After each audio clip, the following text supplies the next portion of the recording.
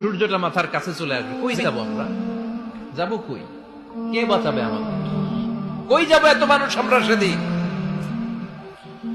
সূর্যটা মাথার কাছে চলে আসবে ভাই সেদিন।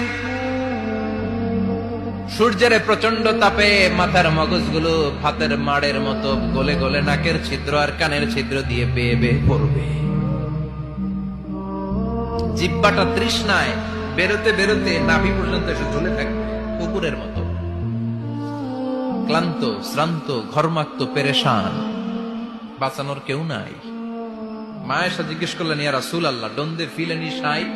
Nobody belong any garment in their body, no dress in their body. তাদের দেহে কোনো ড্রেস নাই, পোশাক নাই। নবী রে, এতগুলো মানুষ উলঙ্গ, লজ্জা লাগবে না?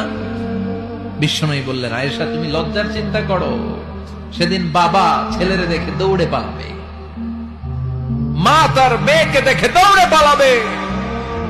সেদিন পীর সাহেব মুরিদের পরিচয় দিবে না, মুরিদ পীর সাহেবরে চিনবে না, নেতা কর্মীরে চিনবে না, কর্মী নেতারে চিনবে না, বাবা তার কলিজার টুকরা ছেলেরে চিনবে না। একটু মিলায় নেন নিজের সাথে। যাদের ছোট্ট ছেলে মেয়ে আছে, চিন্তা করেন যে আমার মেয়েটারে দেখে আমি চিনবো না, ধাক্কা মেরে আমি আরেক দিকে চলে যাব।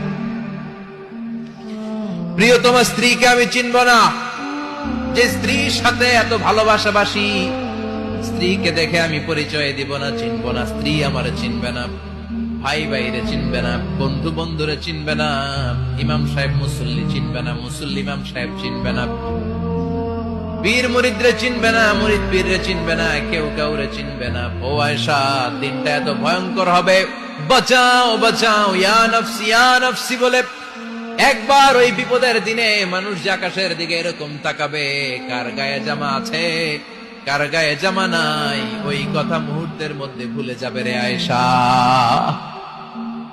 ওই চিন্তাই তো আসবে না, জামার চিন্তা তো অনেক পড়ে।